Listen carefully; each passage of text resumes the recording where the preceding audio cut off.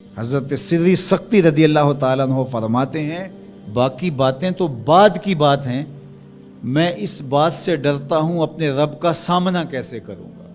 اللہ اکبر، کیسے اس کے حضور پیش ہوں گا۔ احکم الحاکمین کا دربار ہو تو کیسے اس کے روبرو میں حاضر ہوں گا۔ اور حضرت اقبال 2 قدم آگے بڑھ کے ایک جملہ بولنے لگے، کہتے ہیں لوگ اس بات سے ڈرتے ہیں کہ رب کا سامنا کیسے کریں گے، میں تو اس بات سے ڈرتا ہوں رسول اللہ کا سامنا کیسے کروں گا۔ حضور کا امتی ہو کل قیامت کے دن حضور کا سامنا کیسے کرے گا، بندہ خدا اپنے رب کا سامنا کیسے کرے گا۔ لیکن یہ کرنا پڑے گا، یہ نہیں ہے کہ کوئی فرار کا راستہ تلاش کر لے کہ میں نہیں کرتا، یہ کرنا تو پڑے گا، ہر صورت میں کرنا پڑے گا۔ بلکہ ایک حدیث پاک میں آتا ہے قیامت کے دن جب لوگ اس کے روبرو پیش ہوں گے تو اللہ بندے کو اپنے حضور سے ہٹنے نہیں دے گا جب تک 4 سوال اس سے پوچھ نہیں لیتا۔ ان عمرہ فیما افنا ہو، اس سے پوچھا جائے گا عمر کہاں گزاری۔ دوسرا سوال جو اس سے کیا جائے گا ان جسد ہی فیما ابلا ہو، بتا اپنے جسم کو کن کاموں میں لگایا۔ روشن چہرہ تھا تجھے سنتے کان، بولتی زبان بخشی، چوڑی چھاتی عطا کی نرگسی آنکھیں تھی، تیری چڑھتی جوانی تجھے دی گئی طاقتیں صلاحیتیں، بتا تو نے اپنے جسم کو کس راہ میں لگایا۔ اللہ کے حکموں کی تعمیل میں تیرا جسم کمان کی طرح رکوع کی صورت میں جھکا، کیا تو اس کی حضور سجدے میں گیا تو چل کے مسجد کی راہوں کا مسافر بنا یا نہیں بنا۔ جسم کے بارے میں پوچھا جائے گا فیما ابلا ہو وعن علم ہی ماذا عامل فی، اور پوچھا جائے گا تجھے جو علم دیا گیا تھا بتا عمل کہاں تک کیا۔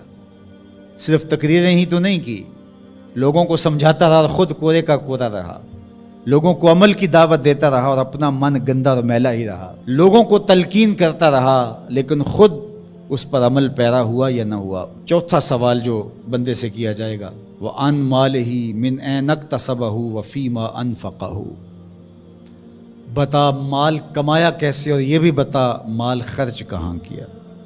مال کے بارے میں 2 سوال ہو گئے، کمایا کہاں اور خرچ کہاں کیا۔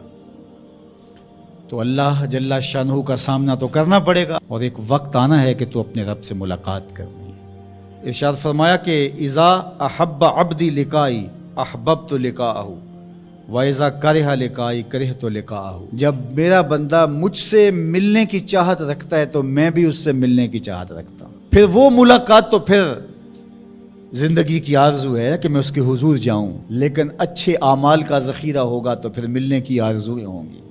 گناہوں کا بوجھ ہو تو پھر ملنے کی تمنائیں نہیں ہوتی۔ جو اشتہاری ہوتے ہیں وہ تو شہر سے گریز کر کے پردے میں گزرتے ہیں، تھانے کے آگے سے کیسے گزریں گے۔ جن کے ذمہ جرم کوئی نہیں ہوتا تو ان کو کوئی پرواہ نہیں ہوتی ہے، اللہ کی پکڑ سے کوئی بچ تو نہیں پائے گا۔ لیکن جنہوں نے اللہ کی رضا کے لیے زندگی بسر کی ہوگی، اللہ جل شانہ سے ملاقات کا شوق انہیں کشاں کشاں اس کی دہلیز پہ لے جائے گا۔ تو کہا یا ایھا الانسان انک کادح الی ربک کدحا فملاقی، تو اس سے ملاقات تو کرنے والا ہی ہے، کرے گا تو صحیح، لیکن ملاقات کی کیفیت کیا ہوگی، حالت کیا ہوگی، صورت کیا ہوگی، اب یہ تیرے اعمال کے مطابق تجھے پتہ چلے گا کہ تو کہاں کھڑا ہے۔